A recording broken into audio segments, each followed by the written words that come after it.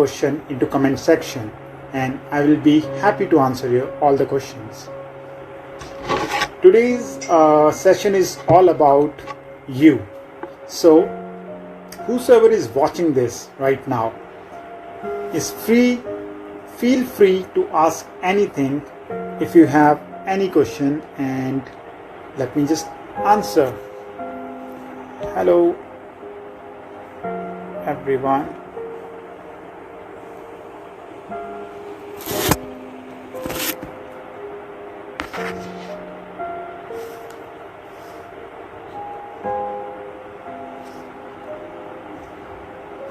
Great.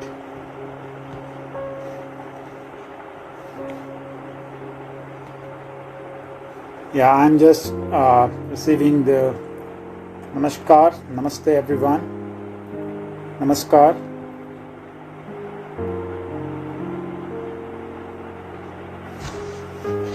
Great. So let's start with the prayer. Sarve bhavantu sukhina, sarve santu niramaya, sarve bhadrani pashyantu, ma kaschit dukbhag bhavet. Om Shanti Shanti Shanti. The prayer is all about peace, health and happiness for everywhere, for me, for you and for this entire planet. Because nowadays everyone is going through such a critical situation of COVID-19. Everyone is locked down at home, and because of this lockdown, many of people are going through a lot of troubles, whether it is financial or economical or maybe mental or physical. Be it anything, we have to be strong, being human. And that's what our yoga tells us and teaches us, that how to be strong in all the situations, isn't it? So today we are going to focus on all the queries, all the questions, any doubt if you guys have related to yoga. Please feel free to ask, and I'm here to answer all your doubts and questions happily. Please leave your questions on the comment section if you have any. Hello.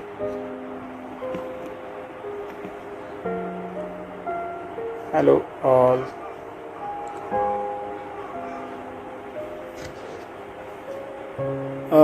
I can see a few people joined in. Lian, Mardiani, I believe I'm pronouncing it right. Edit, Sukma, Jacko. Hi Tina, good to see you here. Sadrita, I hope it's fine. Yeah.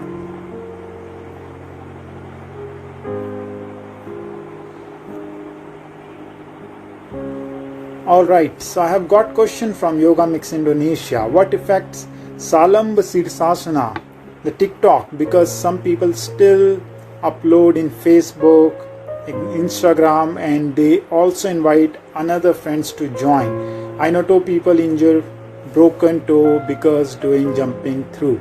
Okay, thank you so much for the question from Yoga Mix Indonesia. I hope you guys can see the questions on the comment section. If not, then I have just read this question for you guys. So I will directly jump to the answer just to discuss on these two topics. One is Salamba Sirsasana, other is jump through. So first one, the Salamba Sirsasana. So guys, normally what happens because of aesthetical postures, right? When people nowadays, on the name of yoga, when everyone is trying to get more and more deeper into the postures, and they just want to show that how good their postures look like. This, what I say, is aesthetics, right? It is just like kind of show off, but yoga is not a show off, right? Yoga you should do for benefits, for the purpose of benefit. So when you know the reason, the purpose, that why you are doing that certain posture, whether it is Salamba Sirsasana, whether it is a Trikonasana, or any asana in yoga, right? Or any practice in yoga, whether it is breathing exercises or even meditation, type of meditation you are doing.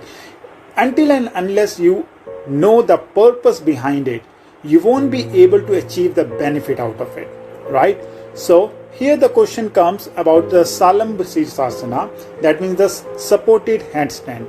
So in the headstand, guys, not everyone will be able to do the headstand in the similar way, in the similar fashion, right, on the mat, because of various factors affecting.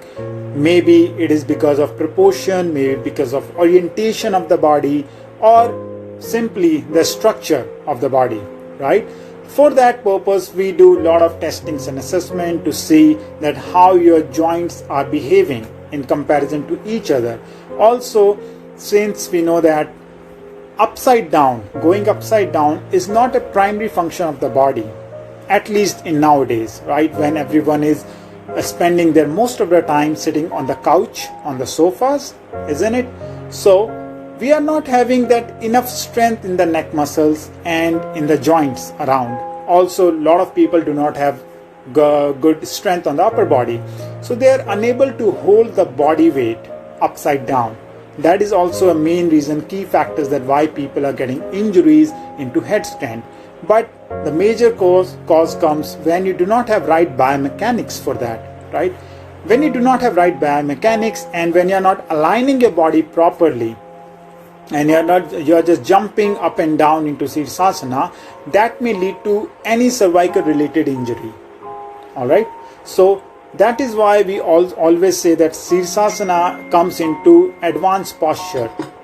Sirsasana comes into advanced posture, and that is the reason, because it needs a lot of practice before you start to perform it, and before you start to get some strength in your neck muscles and surrounding muscles. Question comes of jump through, or maybe it is a question of jumping into Sirsasana or jump through. I will answer both. So it should never be like you are jumping into Sirsasana and reaching there somewhere into the posture, but it should be really smooth, going smooth. So today I will just talk about it, guys, and in tomorrow's session I'm going to show you as well. In tomorrow's session, the same time, I'm going to show you few movements, few exercises, how to do it correctly, some joint exercises which you can do at your home, which are very good for, especially for older adults, especially for people who have joint related issues, and who want some or the other kind of functionality, the mobility in the body, right? So we are going to do those exercises from tomorrow. Today I'm here to discuss all the doubts and questions which you have and which you want me to maybe show tomorrow in tomorrow's session. So if you have anything to ask, please feel free to ask, guys. In the meanwhile, people are waving, and let me just give them. Yeah, hello everyone. You're welcome here to join. You're welcome. Jump through from AMS to Dandasana. Okay, the jump throughs. Okay, the next question comes of jump through. So in the jump through, what happens, guys, again because of the body proportion or maybe flexibility issues, when people do not have the right kind of proportion of the arms and the legs, let's say you have longer legs, you won't be able to jump through freely because your arms, your upper body will never allow you to jump through. All right, what I mean to say, maybe you won't be able to understand just by talking and just by listening to it. I might show you this thing tomorrow, right, on the mat. Then you will be able to get that what I mean when I'm saying that why not everyone will be able to jump through easily on the mat. All right, even if you have very good flexibility in the body, still you won't be able to because of the body structure. It might be because of proportion or orientation of the body, that what is the size of your body limbs comparatively to the other body parts. Alright, so Yoga Makes Indonesia, I will answer this question tomorrow. I will show you on the mat. Alright, thank you so much for asking this question. So guys, you are free to ask any question here, because the question which I can answer right now, which are more theoretical, I will answer right now. Questions which are more practical in approach, I will show you tomorrow morning for sure, in tomorrow's session. Hello everyone. Hello.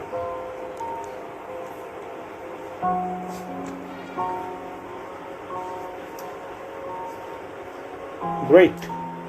So I would since I'm not getting those many questions, everyone is, I think, everyone just want to listen to me today. Maybe you're mostly welcome. So let me just share something on alignments and postures only then. All right. So when you guys do your own practices on the mat, normally what happens? Maybe few postures you are able to do easily and other postures you are unable to, right? In that case, what happens? So I've got one more question, I will come to it just right after this. So in those cases, what happens? Mostly it is our biomechanics which we are not, aware of. And when we are not aware of our own biomechanics, then in those cases, most of the time we start to get injuries slowly and gradually. I always say yoga postures are like a slow poison. All right, they will give you injury, but slowly, not in one go, just like this. All right, so let me go through one question which I have just received. Is there any restriction for doing Sirsasana for older people like me? Oh, you're not old, you're young, right? You're the new young. Old people like me, I am told not doing this pose when we are 50 plus. So this is kind of a myth, I would say, that you cannot do Sirsasana after a certain age. There are people who are still doing Sirsasana who are around 90 years of age, trust me, alright? It is all about adaptation. It is all about how you have conditioned your own body. So if you are a regular practitioner of yoga, if you do these things every day, then age is just a number. Age is just a rotation of this planet. That's it. Every day the earth is rotating, they're revolving around the sun, and this is how you are getting the days and the year, isn't it? It really doesn't matter, guys, if you are 50, if you are 15, or if you are 90, or if you are 100 plus. You can still do your practice if you were doing your practices since ages. So it really doesn't matter. But yes, if you are 50 and if you have never done Sirsasana before, and now if you have some of the other therapeutic conditions, let's say some people with high blood pressure, some people with heart problems, some people with hypertension, dizziness, migraine, all those issues which just can give your heart rate a boost, in those cases I would not recommend it. But if you're a healthy individual who were practicing yoga before also, and who had no issues at all, happy and healthy always, you are free to go and perform your headstand. Alright, so after a certain age, and again, like I said, age is just a number. It really does not need to be 50 years to not to do headstand. Even if you are, let's say, 30 years but you have high blood pressure or heart issues, still I won't allow you to do headstand. So it is a kind of situational question. All right, it is not like you have to make it a guideline that who can do or who cannot do certain postures. Totally depends what is your condition at the movement. If you're a healthy individual, age is just a number. If you're not a healthy individual, then doesn't really matter what your age is. All right, so contraindications totally depends on your health conditions and not on age. I hope I have answered your question. I think Suis asked this question. Next question is from Tina, and Tina is asking what to do and don'ts if I have SI joint problem. Tina, it's a very good question, and in SI joint there are few factors which can affect your SI joint injuries. especially happens in people who are highly mobile in the joints, mostly hypermobile people. So when I say hypermobile people, I mean to say people who have more range of motion around a joint. All right, and especially who are those people? Especially we see those people like females, right? Mostly females are highly legs and highly mobile in nature in the joints, and in those cases what happens, due to aesthetics and the unawareness of the biomechanics, they tend to push and pull their joints away from each other. So when we say about SI joint, I'm talking about sacroiliac joint here. So sacroiliac joint is a combination of your sacrum and ilium. All right, so the pelvis, where the pelvis is, the ilium bone is joining on the sacrum right here. So this is your sacrum and this is your pelvis on both sides. So here, if this joint is there for a purpose of stability and not mobility. All right, but if you're trying to get mobility right here in this joint, then you're trying to damage it slowly and gradually. So this is how we have many joints in the body which moves for us, which are called synovial joints, right? But not every joint have the same function. Every joint moves differently, and this is what we need to know when we are moving on the mat. Because if you do not know this difference, that when I'm just seeing if there are any other questions. Guys, please feel free to ask questions. I have the questions which I'm already getting.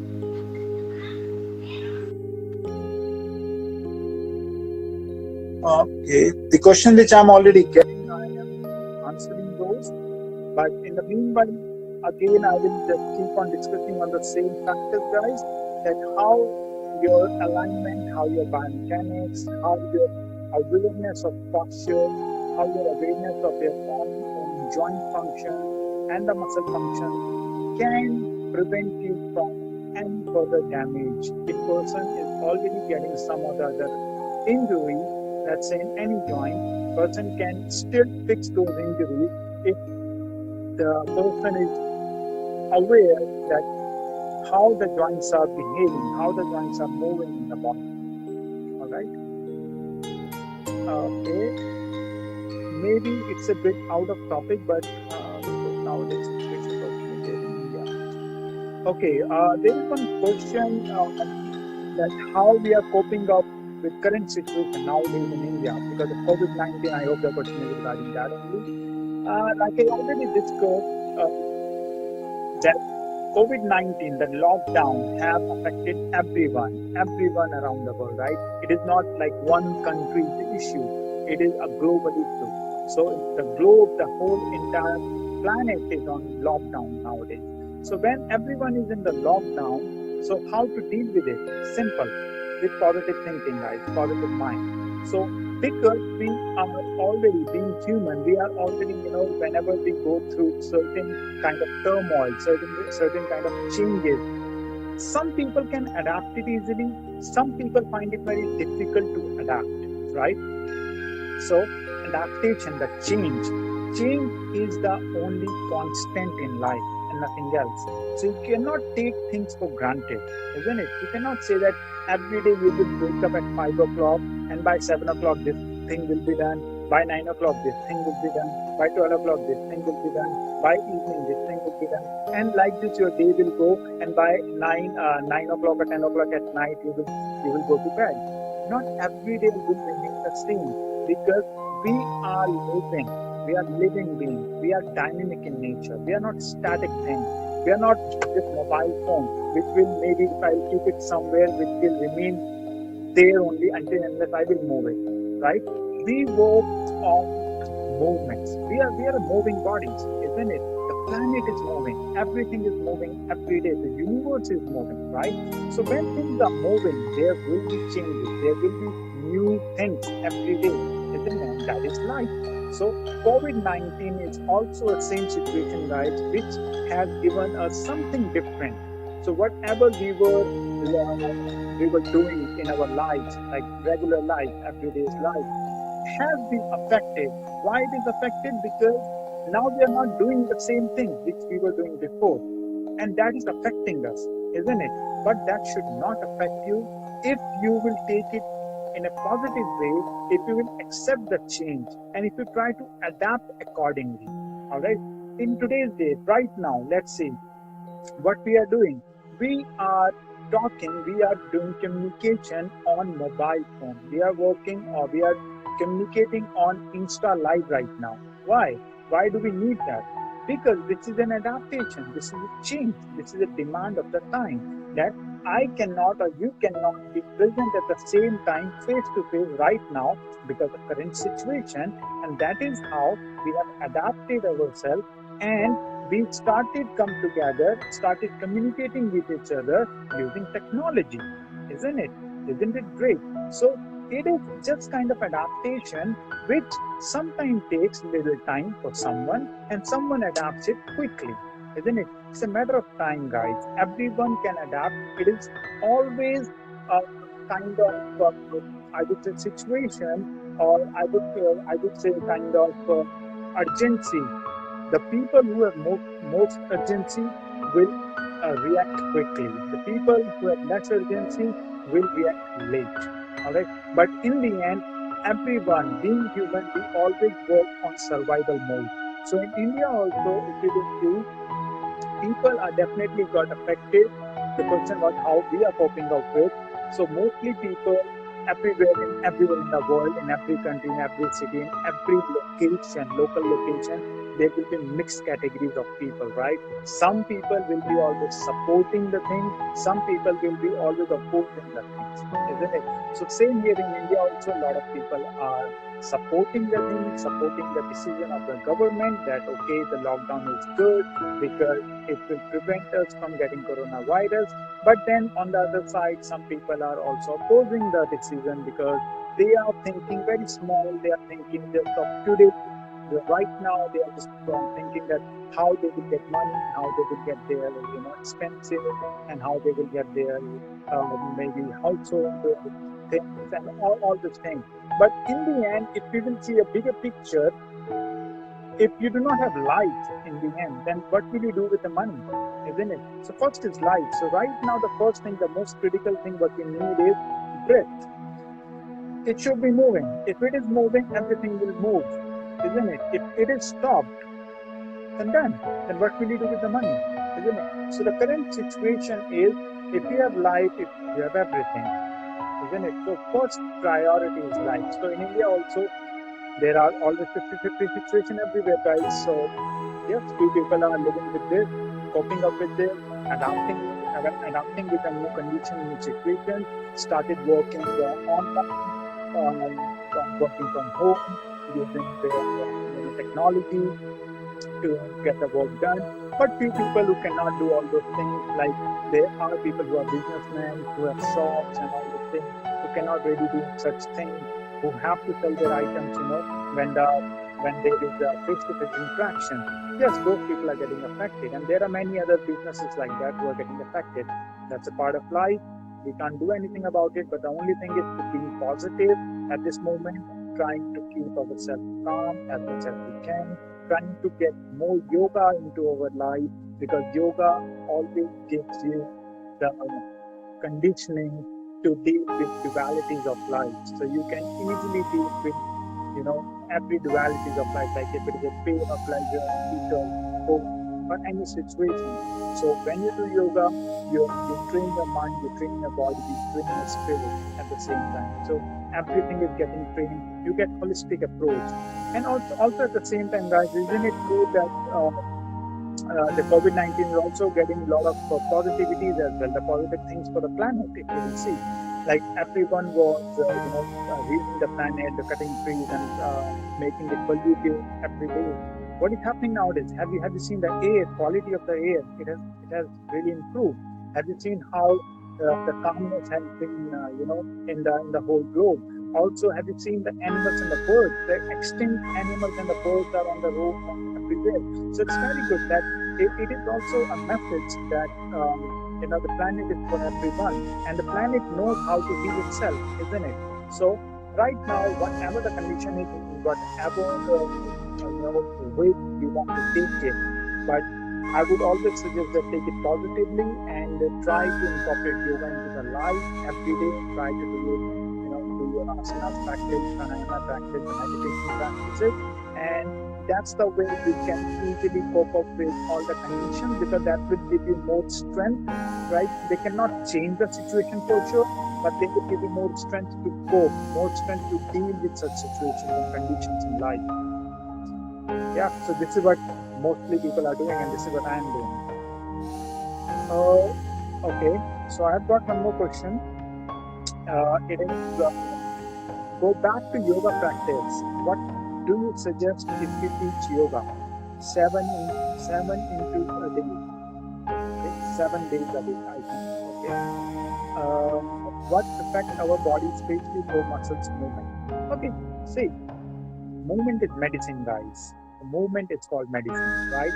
So if you will see holistically, so I when we say yoga, yoga is a holistic approach. Yoga takes care of your mind, yoga takes care of your body, yoga takes care of your soul, yoga takes care of your breath, yoga takes care of everything in your life. All right. The yama, niyama, pranayama, pratyahara, dharana, dhyana, samadhi. So all the 8 limbs of yoga, are done, has to be done holistically. So you have to keep yourself mentally, strong, mentally wise enough, so that you don't do anything bad for others. So like we do in Yama and Niyama, so the social discipline and self-discipline, right, that you have to involve in your life, then you have to incorporate in your life. Then comes your asana. So the asana you have to do every day, because when you move on the mat, so the third comes the asana. When you move on the mat, what happens? The blood circulates in the body. When you engage the muscles, what happens? The blood circulates, the blood goes into the muscles, isn't it? So when muscles are moving, they will give you more strength. When muscles are moving, the body will circulate the blood in the whole system. When the blood will circulate in the whole system, the blood is the only carrier in the body. So when we say that carrier in the body means without blood, nothing can move inside the body, in the cell. So if you want to deliver a hormone, if you want to deliver a medicine, if you want to deliver oxygen molecule inside our body cell, you need to move. So when you move, your blood moves. When your blood moves, all these things will move with that. All right. This is how the muscle movement, especially when we do yoga, we do all the movements. We do all the planes. If you see sagittal plane, frontal plane, transverse plane, so that means going forward and backward, right? Going side to side movement, going into rotation, going upside down into inversion. So whatever movements we do in yoga, they are more holistic in nature. They are like 3D movement, 3-dimension movement, right? So we are actually moving in all directions in yoga on the mat, and we are incorporating and we are contracting and stimulating all the muscles and the organs in the body. And this is how everyday's practice, we are pushing in good amount of blood into the organs and the muscles and everywhere in the body. And this is how body will keep itself healthy, all right, and disease free. So every day when you are doing it, you are removing the waste material outside, you are pumping in more oxygen inside, you are purifying the blood, you are circulating it, all the organs are receiving the blood, all the organs are receiving the hormones and everything, the medicine which is required, right? So the holistic approach of yoga, so this is just asana I'm talking about. When we say pranayama with this, so when we are working on pranayama, we are expanding and extending, right, the breath, the volume of the breath. So normally when we are not expanding it, we are really not utilizing the whole capacity of the lungs, right? But with pranayama, we utilize the whole capacity of the lungs slowly and gradually, not in one day, definitely, because if you have never practiced it before, it will take time to reach there, right?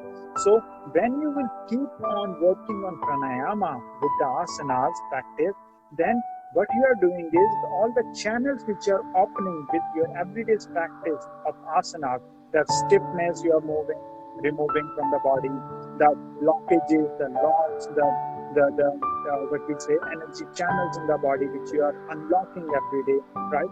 There the prana can move easily. And when the prana can move easily into those sections, what will happen? You will feel more spiritual, you will feel more good, your health will start to become more better and better, because prana is the only thing which is a life force, isn't it? So prana is called the life force of the body, right? Without prana, you cannot really move. No matter how big muscles you have in the body, if you do not have prana in the body, the life force which is giving you that motivation to move, you won't be able to move. So that life force has to be there. And the life force gets affected with your emotions, with your moods every day. So have you ever imagined having the same body every day, right? Someday you feel low in energy even after having food. Someday you feel more energetic even after not having food, because of the mood, right? That's how you're thinking. When you feel more positive, you feel more energetic. That means more prana in the body. When you feel more, depressed, more negative, even if you have a lot of food, but that food does not give you any energy, isn't it? Have you experienced that ever, right? So the yoga practices of pranayama, asanas, and meditation, all these things together gives you more and more holistic approach, more and more holistic positive attitude in your daily life. This is why doing yoga every day is more beneficial for everyone, especially in such conditions where we are locked down and when people are getting more stressed out because of no work, because of no money, because of all these situations around, and the fear of getting ill, fear of the current condition of coronavirus, that the fear of getting infections. So you can always keep yourself more stronger, guys. I always say, it is a part of yoga and it is a part of Ayurveda also, which says, and naturopathy also, which says body, a healthy body cannot ever have any disease, enemy. All right, a healthy body cannot ever have any disease and illness. Only an unhealthy body gets all these things. All right, if your body is healthy, so when I talk about health, health is not only physical. Okay, so don't just think that you don't have any disease like thyroid or diabetes or high BP or heart issues. I'm not just talking about that. Even if you do not have those kind of diseases in the body, but if you have some mental illness, understand that mental illness means if you keep on thinking too much, if you worry so much, if you are a kind of person who always feels negative, who always needs some hatred, some jealousy, something in the mind, always in your mind, always you have those kind of emotions and the feelings for others, that is also unhealthy. All right, because these situations affects your overall body's health. All right. So health should be a combination of physical, mental, spiritual, emotional, psychological, physiological, everything together. So when with all the aspects, all the factors are working for you in a positive way every day, that is called health. And this is a definition from WHO also, World Health Organization, and this is our definition of naturopathy and Ayurveda and your yoga as well, that you are only healthy as far as you are healthy in all aspects. All right. So if you are healthy, no disease, no virus, nothing can sit inside the body, because those viruses or those bacteria need some platform to live on. But if your body is healthy, they will not get the platform to live on. Getting me? So even if you get contacted with coronavirus, let's say, God, may God you don't, but let's say if someone gets affected or get in contact with coronavirus, if your body is healthy from inside, the virus cannot live inside, because the virus and bacteria can only live in an unhealthy body, not in healthy body. All right. All right. I hope I have answered this question. So if we practice 7 times an hour, 7 times in an hour, okay, for a day. 7 times in an hour. Okay, so I did not get this question maybe. Are you asking about 1 hour per day or you're talking about 7 hours per day? Can you please clarify this? WESHUIS, Swiss. I hope the name is this. Swiss. Can you please clarify this? Do we have to follow asanas better, follow our dosa? Okay. Can you please just write in the comment that are you talking about 1 hour per day or 7 hours per day? And also, Suji is asking about do we have to follow asanas 7 times a day? So it's everything has to be in balanced state all the time. Too much of anything is not good for the body. All right, because we need to balance. Yoga is all about balance. So if we go deeper into the meaning of yoga, what we know about it, the yoga is a balance between ha and tha, isn't it? The Surya Nadi and Chandra Nadi, right? Ha and tha. So the male energy and the female energy, it has to be balanced. So if you will just do 7 hours of yoga asana practice in a day, that will be, I think, too much for the body because it is too much of sympathetic zone, right? Totally depends what kind of yoga you're doing. If you're talking about yin yoga and if you just want to lie down on the mat all the time and maybe it's sitting in with the bolster down and staying there, it's okay, you can do it. But if you're talking about 7 hours of the movements, it is too much of the too much for the body because too much of movement can also lead to stress because that is stress only, right? Because the moment you are moving, your heart rate will go up, your breath will go up. The moment these things are going up, your physiological functions are getting affected. That means the demand is getting generated more and more, right? So when you are demanding too much from the body has to generate more, right? So when you are doing that, you are literally asking for sympathetic nervous system. That means you're asking for more demand from the body. So again, body is feeling the stress. So stress is not good. Too much of stress is not good. So yoga practice is 1 hour, 2 hours in a day is good enough. Maybe you can do 1 hour in the morning, 1 hour in the evening. But 7 hours of yoga asanas only, I won't recommend. But if you feel like that, if you can do maybe yin yoga 1 hour and 1 hour of maybe early morning Ashtanga yoga, and then you can do something else. But too much of practice is not good for the body. It's because you have to balance it. Because the life is all about balance. Nothing too much, nothing too less. So because you have to do these practices the whole life, the entire life, right? Because yoga is not meant for 1 day, 2 days, 1 month, 1 year or so, right? It is a lifestyle which has to be incorporated every day in our life in a balanced state. Nothing too much, nothing too less. All right. I hope I have answered your question. The next question is: do we have to follow asanas? Better follow our doshas. If you work on your yoga every day, your dosha will be already in balanced state. All right. So if you work on yoga, when I say yoga, yoga is everything. Yoga is not only asana. Yoga is not only pranayama. Yoga is not only meditation. Yoga is life. Yoga is the way of life, how you live. If you keep yourself calm all day, if you move a little bit on the mat every day, so that means circulating the blood system in the body, right? Blood in the body. And if you are doing some pranayama, then you are making your body system more efficient, the lung system and the heart system more efficient, right? And if you're doing everything like, and if you're taking care of your food habits, if you're eating your regular meal, maybe 1 meal, 2 meal, or 3 meals a day, if you're that kind of person who are therapeutic in condition, then I don't recommend without taking any medical advice that you are taking your food on your own. But if you are a kind of person who are healthy, then I would suggest 1 or 2 meals in a day are good enough. Totally depends on your work, right?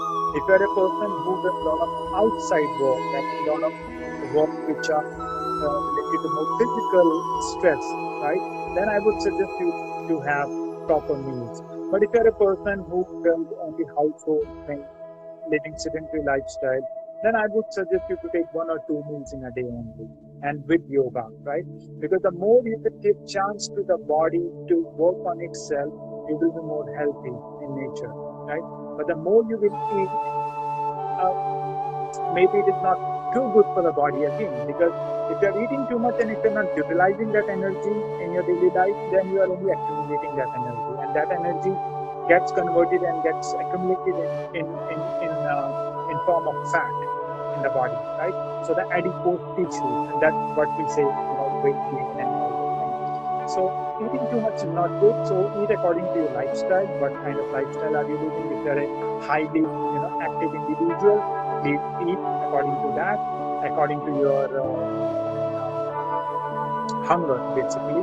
Don't eat without hunger. Don't eat after watching time. That okay, if it is 2 o'clock daytime, then you have to have lunch. No, not necessarily. If you're not feeling hungry, you don't need to, maybe, right?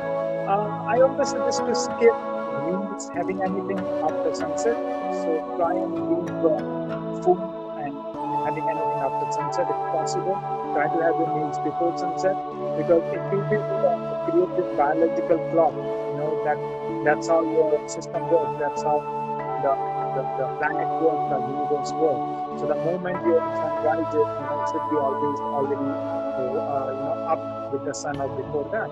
And with that, your metabolism starts to go up and down, right? So that when the sun starts to rise, the metabolism starts to rise up. When the sun starts to set, the metabolism starts to go down as well. So that is why we say normally for the general population, right? It is not for everyone. Again, I would say all the guidelines, whatever is there in yoga, in fitness, in everywhere regarding to diet, regarding to exercises and everything, totally depends on the guidelines are made for the general population, all right? So that we can cover majority. But it is not always right for everyone. So when I say do not eat after sunset, maybe it is not right for an athlete. Maybe it is not right for a person who goes to the gym, right? Working heavily, right? Maybe not good for a person who is working too hard in their life, right? Maybe a loader, a laborer, right? Who are working too hard in their life, they need more energy, right? So their metabolism is already high. So they can have food in the night also, why not? But I'm talking about in the general sense, in a general person, if you are just a yogi, and if you just do a little bit meditation, little bit breathing exercises, and little bit yoga on the mat, and you live just, a simple life, sedentary lifestyle mostly, then I would not suggest you to have food after sunset. But if you are a highly active individual who works a lot in your daily life, please have food according to the hunger. Sure. Otherwise, it is not good for the system then, because the body is asking for food and you're not giving it. All right. So it totally depends. Simply for exercises also, right? How much you have to move depends on your active lifestyle. If you're already an active individual, your work is done. If you're not, then you have to move, right? So you have to choose why and why not to do what. For what purpose you're doing what. Even if you're doing yoga, the meditation, the pranayama, the asana, for what purpose are you doing? Just for the health purpose, or for the spiritual purpose, for calmness purpose, for therapeutic purpose? Depends on what purpose you are doing, then accordingly you have to devote that amount of time in that. All right, whether it should be good for half an hour, 1 hour, 1.5 hours, 2 hours, or full day, depends. All right. Okay, that's great. Okay, I hope. Okay, great. Thanks. Next question is, yeah, too much practice will kill you. Yeah, you're right, baby. Too much practice will kill you for sure. Next question is from Shruti. I think I hope it's Shruti only. All right. The question is, what do you recommend to balance kapha and vata? Oh, okay. The question is coming from Ayurveda side now, from yoga. Great. So you have jumped from yoga to Ayurveda. So the kapha and vata, guys, they both are, opposite to each other, if you will see. So a kapha person will be having, lack of vata, and the vata person will be having lack of kapha. If you want to balance that, so if a person is, let's say, having both, so that is kind of, little bit, I would say, kind of dilemma, kind of little bit tricky for a person to balance it, because these two conditions are really opposite to each other. So whatever a kapha person goes through in life, a vata person doesn't, right? So they're completely opposite. So if you want to really balance it, the kapha and vata in life, just take care of the diet. Just see what diet does not suit you. So you have to avoid the kapha also and vata diet also. You have to balance it completely. Okay, Shruti? You have to balance it, because you cannot leave it completely. Because if you are a kind of person, I'm just giving you an example. If you are the kind of person who have both these conditions. So everyone have all three, right? Okay, all three dosha, kapha and vata and pitta. Everyone have all three, but in different amounts. So let's say if 100 is the total value, out of 100, if you have 50% kapha, 30% vata, and 20% pitta. So that means you are dominant in kapha, and then vata, and then pitta. So that means majorly one is affecting you, that is kapha, and then secondly the vata is affecting you. So you have to work on these two, primarily on kapha and then on the vata, right? So the whole story, the health story as per Ayurveda is all about, if you can control, if you can balance your vata, pitta and kapha, you can never get any illness and disease in life, because these are the three factors which, if they go too much down or too much up, it affects your health all the time. All right. So for kapha, I would only suggest that if you're a kapha person, then eat more veggies, eat more salad, eat little raw food if possible, avoid oily food, avoid all those deep fried things, avoid all those things which are more nutritive in nature, right? When I say nutritive, means more dense in calories. All right, I'm not talking about good nutrition. I'm talking about dense in calories, like clarified butter, oil, fats, meat. All these products you have to avoid, right? And then you have to incorporate more of veggies in life, more of things which are light in nature, like lighter foods in life, but you can have salads and the veggies and green vegetables especially. And if you can have more of dry fruits also will be nice for you. They are fine, little bit, handful of them, they will be nice for you, right? So you have to avoid all the heavy foods and you have to incorporate light food. But then if you are a combination of vata and kapha, then again too much of vata will aggravate your vata. All right, so then you have to really balance it, everything. I always say, guys, only just by having food you cannot keep your body healthy. Only just by having the right food. Food comes secondary, always. Movement comes first. All right. So always prefer movements over food. Food is secondary. Food comes according to the movement. So what kind of movements you are doing in your daily life, then have food accordingly, and everything will be fine. But if you are not moving at all, that means if you are not working out, if you are not doing any hard work, if you are not moving your body through like that much that body demands for the food, and you are having healthy stuff, like people say healthy food, healthy things, there is nothing called that healthy, guys. Okay, that is just a market gimmick. Okay, that is just a marketing that this is healthy, this is not. Okay, so when you say healthy, totally depends what health you're talking about right now. If your body is demanding energy, then you give anything, body will convert it into energy. But if your body is not demanding any energy, and if you are having very healthy food, let's say you are having avocado salad, all right, and you are garnishing it with some olive oil, right, and you are not moving at all, but you are having something healthy, trust me, that thing will also give you a bad fat, that thing will also give you weight gain. But if you are a kind of person who moves in their daily life, who is an active individual, trust me, even if you will have a deep fried thing, your body will channelize that energy for your wellness. All right. So primarily comes your movement. So move on the mat, move anywhere. So not only yoga, guys. If you want to run. If you want to cycle. If you want to go to gym, go to gym. But the main thing is movement. So I'm talking here from health perspective. I'm not talking from spiritual perspective. Okay. If you want to go from spiritual perspective, then there are other ways like yoga, your own bhakti yoga, like your own prayer, God prayer, right? Everything. So those are the spiritual paths.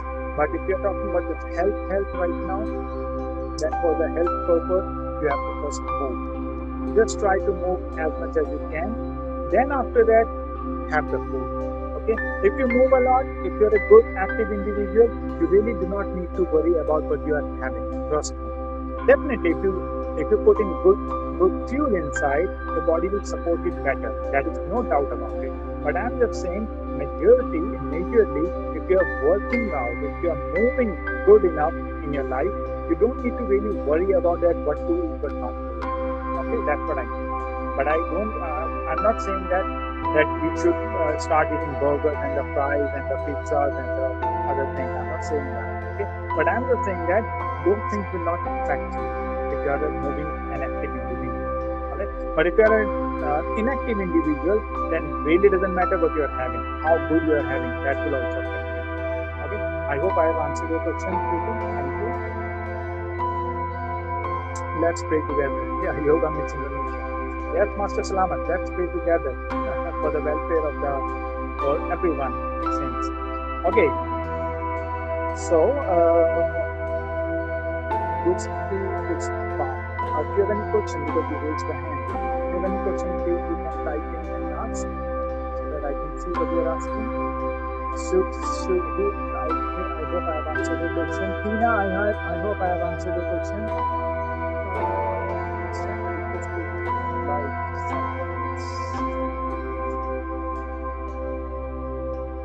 Okay. COVID-19. I do all activities. Okay, I am Muslim. Okay, this is Master Salamba Sirsasana saying, COVID-19, I do all activities in my home, but I'm still happy because I'm fasting, a lot of prayer, reading Quran. I think it is Quran, Al-Quran, Guru, etc. Yes, Master, because this is yoga. Trust me, this is yoga. All right. People have a lot of myths in the mind about yoga. They always relate yoga with some religion. Okay, yoga is not religion, guys. First of all, please clear this thing from the mind. Yoga is not religion. Yoga is way of life. How you live your life. Okay, really doesn't matter which religion you follow, because we also know that we all are sensible enough. We know that all the religions were made by human beings. God did not give us any religion, isn't it? We created religion according to our own comfort, according to our own lifestyle, according to our own communities and societies, how we wanted everyone to be in the same groups, and that is how we gave them some kind of rules and restrictions around, and that became religion over a period of time, isn't it? So I just personally, Hindu also, I believe in only one religion, that is humanity. All right, because ultimately every human being on the planet are same. All right, we all are same. We all are made for spirituality, not for religion. Religions are good. They are good for the discipline purpose only, and nothing beyond it. All right. So religions are good if you are just following any religion. I am Hindu. I follow Hindu religion for discipline purpose only. And similarly, other friends, I have Muslim friends, I have Christian friends, I have other friends also, right? They all are also following their religion for the discipline purpose only, because religion teaches us discipline and nothing else beyond it, right? How to live life, isn't it? And similarly, yoga is the same thing. Yoga is not a religion, but it is a way of life, how you're living your life. If you're a person who does good for others, right? Who is always helpful, right? If you're a person who always, remember God. Which God? Not one big thing. God who made us. Okay, I'm talking about that God. I'm not talking about a God whom we made. We made many gods, right? We have made many gods, right? But I'm talking about a God who made us, not whom we made. Okay, so if you remember always, if you're always grateful, if you're always thankful, if you're always like kind of a person who is always forgiving, if you're a kind of person who is always thankful for everything, to the nature, to this divine, to this universe, and everything, for this breath which is going in and out every moment, right? If you are grateful for everything, if you are helpful for everyone, if you're not doing any bad deeds for others, if you're always doing something good for others, right? If you're a kind of person who is taking care of the health for yourself, for your family, for others around you, definitely you're doing yoga. That is yoga. To do yoga, you really don't need to come to mat. Trust me, you are doing yoga in each breath what you're taking. It's all about in the mind. Okay? So like Master Salamat said, he is doing all these activities. He's sitting at home right now. he's Purani building other religious goals, he's practicing, he's fasting. Everything is yoga. It is a holistic approach. So whatever you're doing, that is yoga. Yoga is not just doing breathing, doing meditation, chanting. No, this is not yoga. This is not only yoga. This is part of it, right? If you are incorporating all these things, and even if you're not incorporating these things, but if you are doing all those things, but you are already doing in your life with good intentions in the life. So it's all about intentions, okay? If you have a good intention, and when you're doing some work with good intention, that is yoga. If you are focused somewhere, right? What is the Yoga Sutra name? The Yoga Sutra name is Yoga Chitta Vritti Nirodha, right? Yoga Chitta Vritti Nirodha, which is the second sloka of Patanjali. When the disciple asks, what is yoga? Yoga is stopping or transcending the patterns of the mind. Literally, we cannot stop it. We cannot really stop it because the mind has a function of thoughts. Okay, it has to give you thought because this is the work of mind, right? You cannot stop it, but you can always transcend it. That means you can channelize it somewhere else. All right. So you cannot really make it blank, but you can channelize it. You can channelize it wherever you want to do your practice, and that is what yoga is. So if you are let's say if you are a guitarist, if you are a singer, or if you are a painter, and if you are doing something, right? And if you are just painting, you get lost into that painting. You are playing guitar, you get lost into the guitar. That is yoga. That is oneness, right? You merge together. There is no two things now. You merge together, and that is union. That is yoga, right? Isn't it? So when this state comes, then the yoga Chitta Vritti Nirodha happens, right? So then what happens? Tada Drashtu Swarupa Avasthanam. So the sheer. Guys, it got disconnected automatically due to, I think, some time foundations.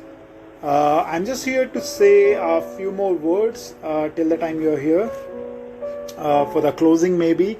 If you have any questions, you can ask. Otherwise, I will be live.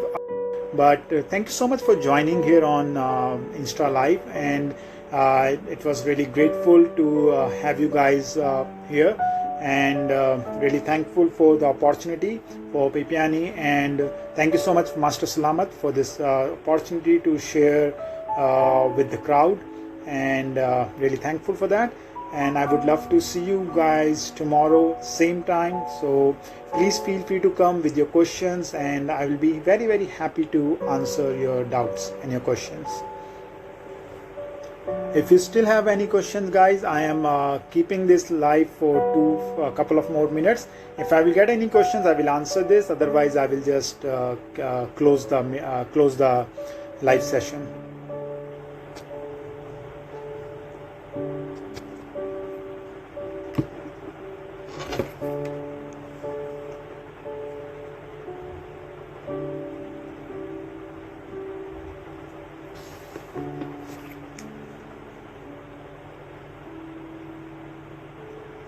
I enjoy. Yes. People are joining. Guys, if you have any question, I will again keep on reminding this. If you have any questions related to yoga, please ask here. You can just type in your question on the comment section, and I'll be happy to answer. So the meeting has already been ended for 1 hour, but I'm just extending